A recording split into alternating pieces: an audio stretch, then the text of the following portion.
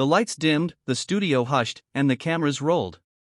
Across from each other sat two men who had both seen the rise and fall of empires in their own ways: Anthony Scaramucci, the fiery Wall Street insider who had lived through the chaos of power and politics, and Niall Ferguson, the historian who had studied centuries of financial revolutions.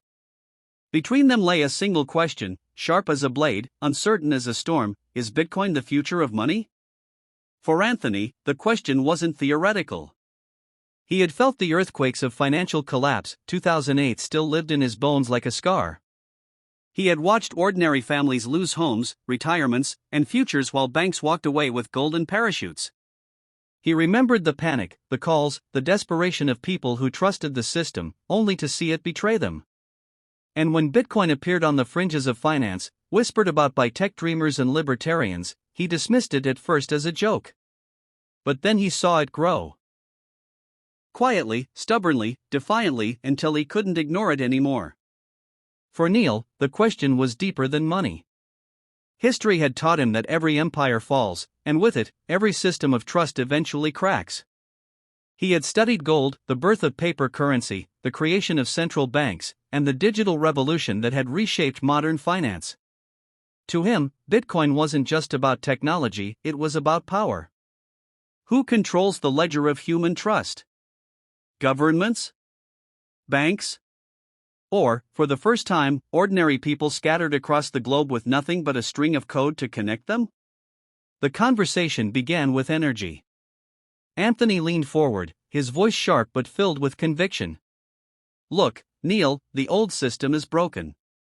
The dollar is strong now, but how long can it last with governments printing money like there's no tomorrow? Bitcoin, decentralized, transparent, untouchable, offers something the banks never will: freedom from manipulation. Niall listened carefully, his historian's calm like a counterweight to Anthony's passion. Anthony, I understand the appeal. But let me remind you, every so-called revolution in money has come with chaos. Gold standards, fiat currencies, even credit systems, they didn't just appear, they tore societies apart before they settled. Do we really think Bitcoin, volatile as it is, can bear the weight of being the world's future money? As they spoke, the story unfolded not just in charts and theories but in human lives. Anthony recalled a young investor he had mentored, a single mother who had lost nearly everything in the pandemic. She turned to Bitcoin, not because she wanted to gamble, but because she no longer trusted her government's promises. She saved, she held, and for the first time in years, she had hope. That's what you don't get, Niall, Anthony pressed. It's not about Wall Street. It's about ordinary people finally taking control of their futures. Niall, however, brought his own stories. He spoke of 𝗕cie